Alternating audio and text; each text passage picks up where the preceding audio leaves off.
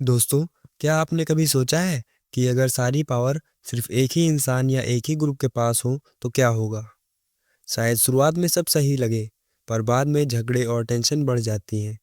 आज हम class 10th के पहले चैप्टर पावर शेयरिंग में यही समझेंगे कि देश चलाने के लिए ताकत को शेयर करना क्यों ज़रूरी है। हम बेल्जियम और श्रीलंका की रियल स्टोरीज से इसे सीखेंगे। सबसे पहले बात करते हैं बेल्जियम की, जो एक यूरोप का एक छोटा सा देश है। यहाँ की पॉपुलेशन थोड़ी कॉम्प्लिकेटेड थी।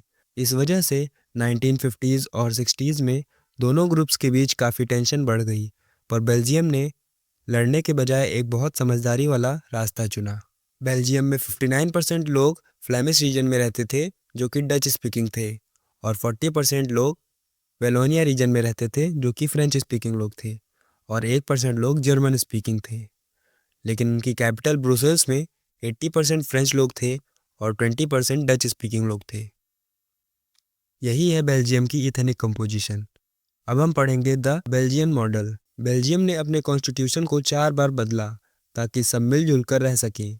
उन्होंने रूल बनाए कि सेंट्रल गवर्नमेंट में दोनों लैंग्वेजेस के मिनिस्टर्स बराबर होंगे। ब्रुसेल्स के लिए अलग गवर्नमेंट बनाई और एक कम्युनिटी गवर्नमेंट भी रखी, जो सिर्फ कल्चर और एजुकेशन जैसे मुद्दों को देखेगी। इसका रिजल्ट ये था, बेल्जियम में कभी दंगे नहीं हुए और आज ब्रुसेल्स यूरोपियन यूनियन का हेडक्वार्टर है। अब दूसरी तरफ देखते हैं श्रीलंका को। यहाँ मेजोरिटिज्म यानी मेजोरिटी वाले लोगों को ज़्यादा पावर दे दी गई। 1956 में एक लॉ पास हुआ जिसने सिंघाला को अकेली ऑफिशियल लैंग्वेज बना दिया और तमिल्स को इग्नोर किया गया। तमिल्स को लगा कि उनके हक छीने जा रहे हैं। नतीजा क्या निकला? एक भयानक सिविल वॉर।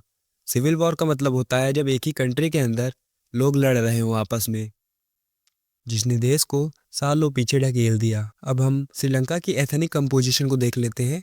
वहाँ पे 74% लोग सिंघाला स्पीकिंग लोग थे और 18% लोग तमिल स्पीकिंग थे। अब हम जानेंगे why power sharing is desirable.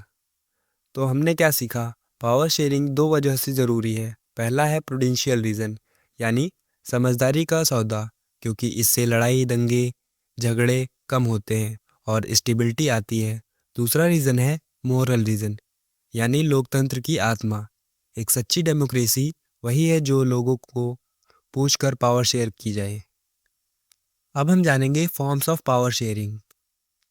Modern democracies में पावर 4 तरीकों से शेयर होती है। पहला है हॉरिजॉन्टल पावर शेयरिंग, जिसमें लेजिस्लेचर, एग्जीक्यूटिव और जुडिशरी एक ही लेवल पर रहकर दूसरे पर नज़र रखते हैं। इसी को हम कहते हैं चेक्स एंड बैलेंस। सेकंड है वर्टिकल डिस्ट्रीब्यूशन ऑफ पावर, जैसे हमारे यहाँ सेंट्रल गवर्नमेंट होती है, फिर स्टेट गवर्नमेंट और फिर लोकल गवर्नमेंट। थर्ड है सोशल ग्रुप्स, जैसे रिजर्व्ड कॉन्सिक्वेंटीज। चौथा है पॉलिटिकल पार्टीज, जब किसी एक पार्टी को मेजोरिटी नहीं मिलती तो वो कोalition गवर्नमेंट फॉर्म करती है, जिसे हम गठबंधन भी कहते हैं। तो दोस्तों, ये था पावर शेयरिंग का पूरा निचोड़। अगर बेल्जियम जैसे रास्ते अपनाओ तो शांति, और श्रीलंका जैसे तो बर्बादी। उम्मीद है आपको ये चैप्टर समझ में आया होगा। अगर कोई डाउट है तो नीचे कमेंट करें और नेक्स्ट चैप्टर के लिए सब्सक्राइब ज़रूर करें। मिलते हैं अगले वीडियो में।